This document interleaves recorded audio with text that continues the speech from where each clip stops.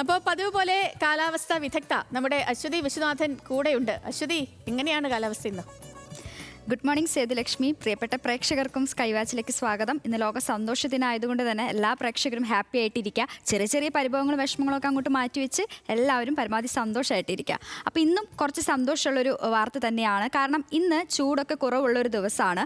ഇന്നലെ സംസ്ഥാനത്ത് പലയിടങ്ങളിലും മഴ ലഭിച്ചിട്ടുണ്ട്. ഇന്നലെ ഇവിടെയും മഴ പെയ്തിട്ടോ. അപ്പോൾ ഇന്ന് എന്താണ് കാലാവസ്ഥ എന്ന് നമുക്ക് നോക്കാം. ഇന്ന് കേരളത്തിൻ്റെ മാപ്പ് പരിശോധിക്കുമ്പോൾ കോഴിക്കോട്, മലപ്പുറം, വയനാട്, തൃശ്ശൂർ, കൊല്ലം, പത്തനംതിട്ട എന്നീ ജില്ലകളിലാണ് യെല്ലോ അലേർട്ട് ഉള്ളത്. ഈ ജില്ലകളിലെല്ലാം ഇടിമിന്നലോട് കൂടിയ മഴയാണ് കാലാവസ്ഥ വകുപ്പ് പ്രവചിച്ചിരിക്കുന്നത്.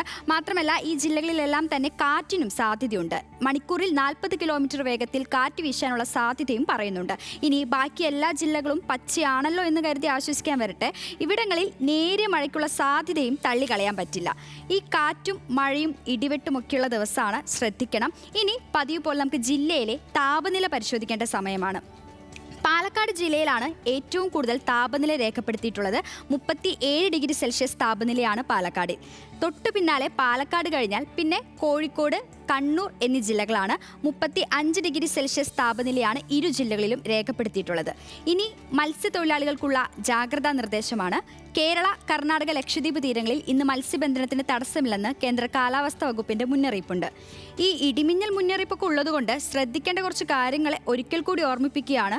എന്നും ഈ നിർദ്ദേശം നമ്മൾ തരുന്നതാണ്, എന്നും ഈ നിർദ്ദേശം തന്നെയല്ലെന്ന് ചിന്തിക്കുന്നവരുണ്ടാകും.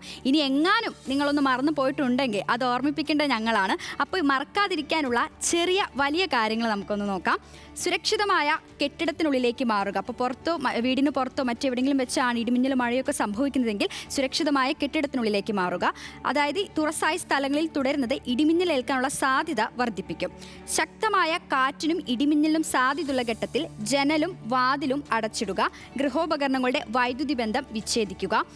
തുറസായ സ്ഥലത്തും ടെറസിലും കളിക്കുന്നത് ഒഴിവാക്കുക. ഇടിമിന്നൽ ഉണ്ടാകുമ്പോൾ ജലാശയത്തിൽ മീൻ പിടിക്കാനോ കുളിക്കാനോ ഇറങ്ങാനോ പാടില്ല. ഈ നിർദ്ദേശങ്ങളെല്ലാം തന്നെ കൃത്യമായി പാലിക്കുക.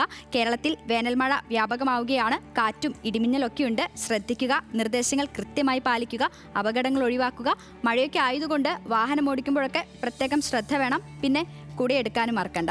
അപ്പോൾ ഇതൊക്കെയാണ് ഇന്നത്തെ കാലാവസ്ഥ വിശേഷങ്ങൾ. സേതു. ശരി അശ്വതി.